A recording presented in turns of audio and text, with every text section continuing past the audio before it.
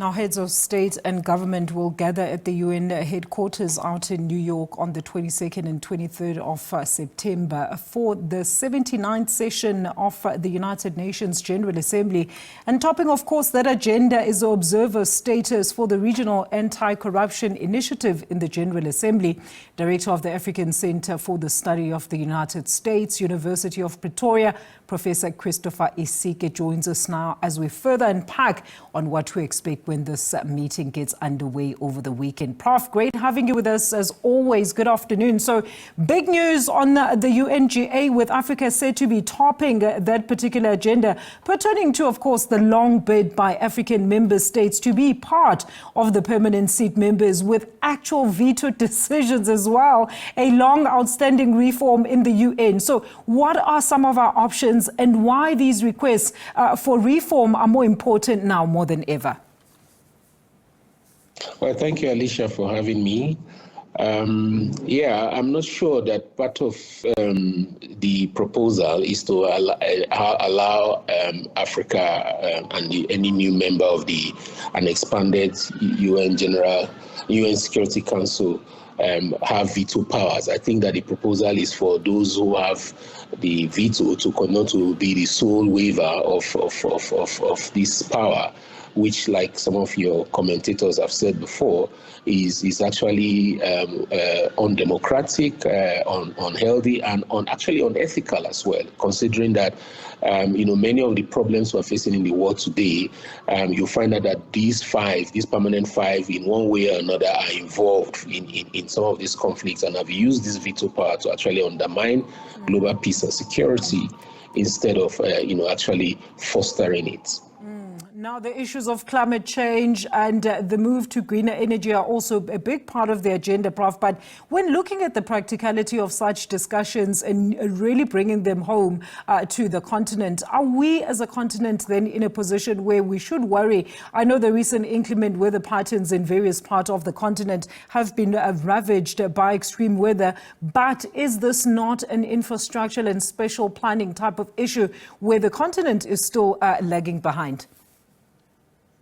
Yes, it is, and I think that we've actually tried to put together some kind of common position on the climate change issue, but we need to talk a bit more about just energy transition and what that means for us as a continent. Of course, we are not the biggest abusers of the environment, but we suffer the effect of it as well. However, we do have resources that may be seen as unfriendly to just energy transition or clean energy, but these are resources that we still need for our development, and that's why I've argued severally that it shouldn't be seen the question of the climate change and just energy transition, for example, should not be seen as a binary between those who oppose,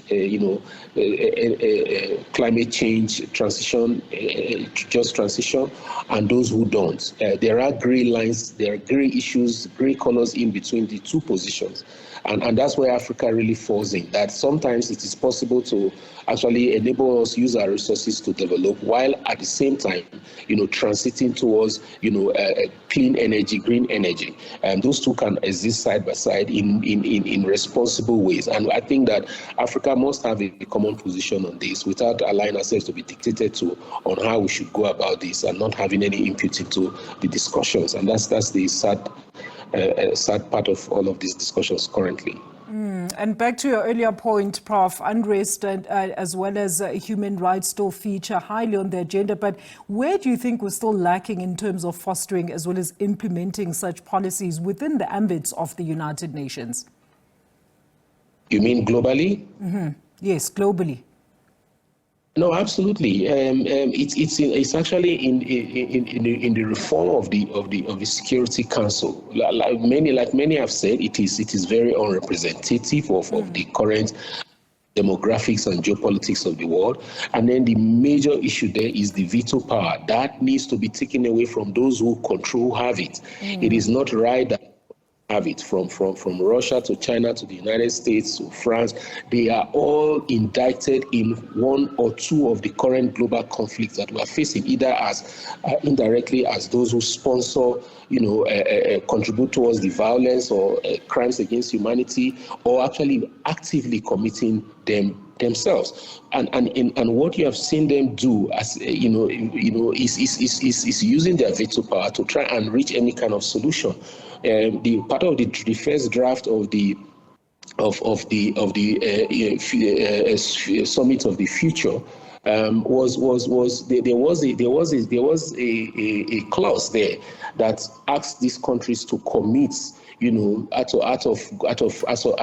of good conduct, to commit to, not using their veto power to veto any kind of global decision, any Security Council decision that will mitigate or resolve, atrocities, crimes against humanity, and they removed it.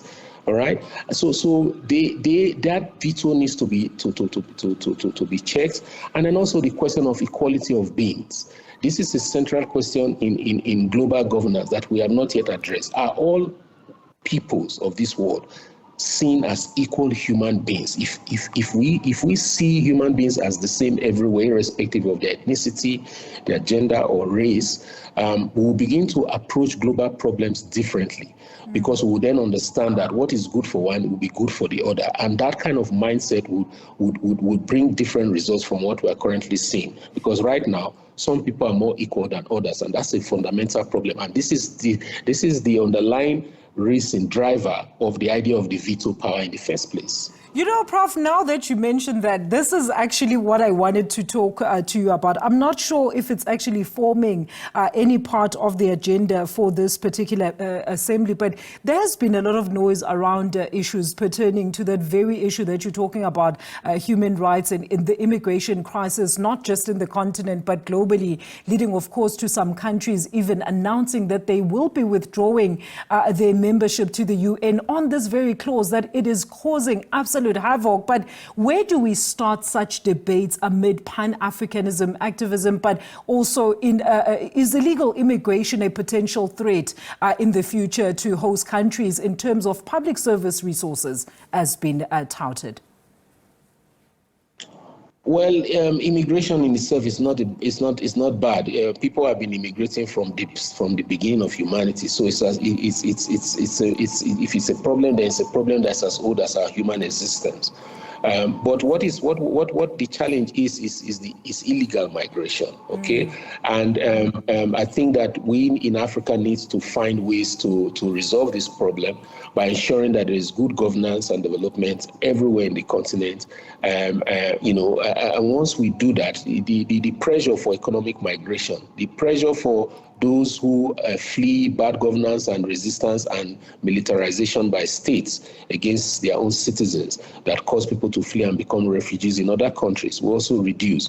So we have a problem fundamentally in the world, and of course Africa is part of this, but there's a problem of global governance, and that problem is that our institutions and our leaders, both at state and global level, are no longer fit for purpose. And that's why you see all these conflicts within states that then lead to people leaving their countries and going elsewhere.